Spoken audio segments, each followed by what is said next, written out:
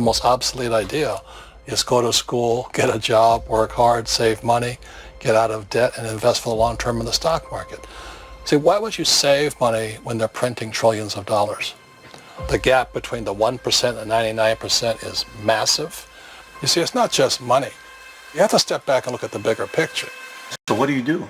Yes, that is about Robert Kiyosaki. He's an American entrepreneur, motivational speaker. He's the author of The Rich Dad, Poor Dad, a well-known series, mostly about starting business, investing, making money.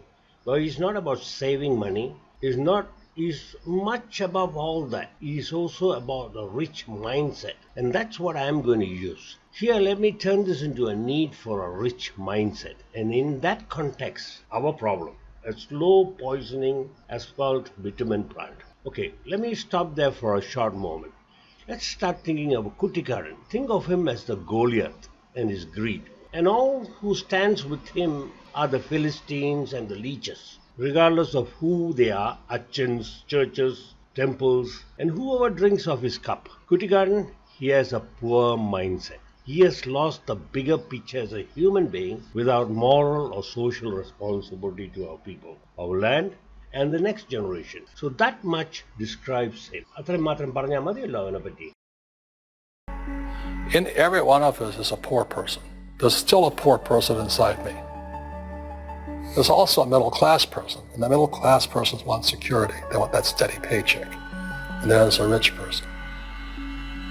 And they're all inside of us except that it's not taught.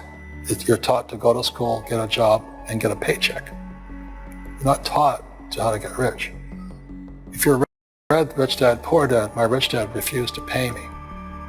He said the paycheck was one of the most damaging things you could take in your life. You need an entrepreneurial spirit. They print debtors get rich. You see, debt and taxes make the rich richer, and debt and taxes make the poor middle class poorer.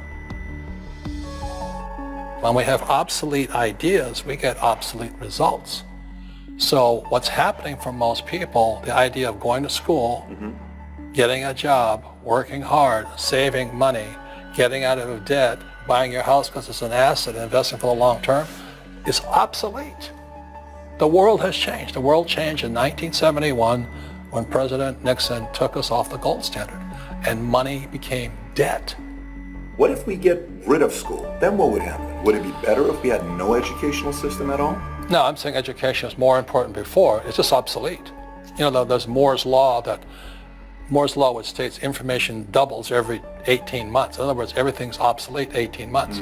So, and this is just a recent phenomenon. So when you come out of school, you're already obsolete.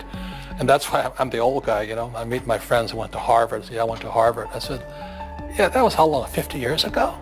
Today, the banks are charging you interest to save money. In other words, banks don't want your money because they printed too much of it.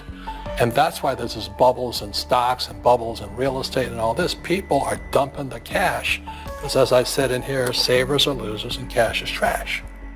And yet people, well, I want a high-paying job. Well, that's an obsolete idea.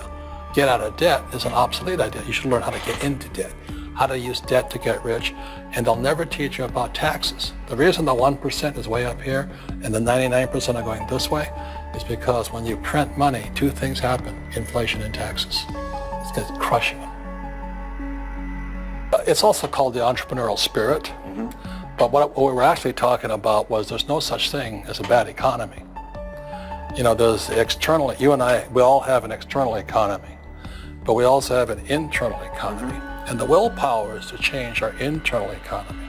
So for me, I can see the good and I can see the bad. I don't really give a damn because I'm going to be rich anyway.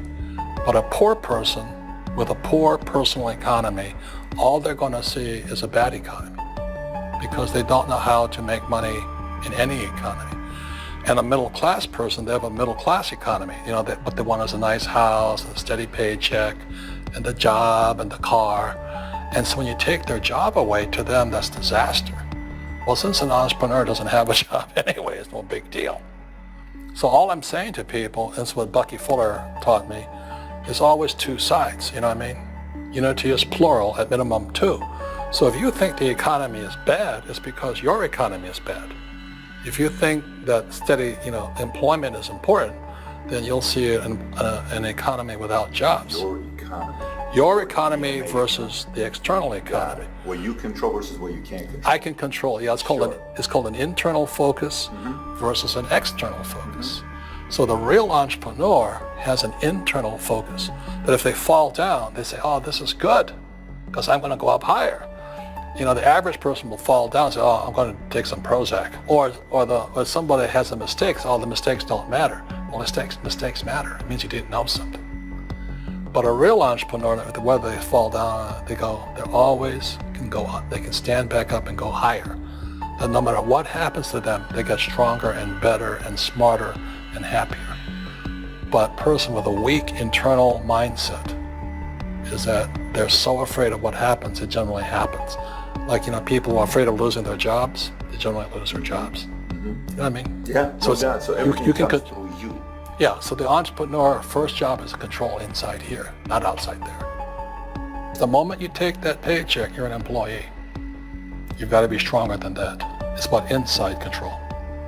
So it does not matter. Whatever we claim we know, it's all forgotten, it's all old, it's outdated. Moore's law is like that. In about 6 months to 18 months, everything is outdated. So the next point is, mistakes? Yes, the PCB fooled us. Fine. Pollution Control Board, the Panchayat, and the government fooled us. So that doesn't mean anything. Learn from the mistakes. The next time you are going out with the Goliath. Very simple as that. That's the kind of rich attitude you should have. That's the kind of rich mentality you should have.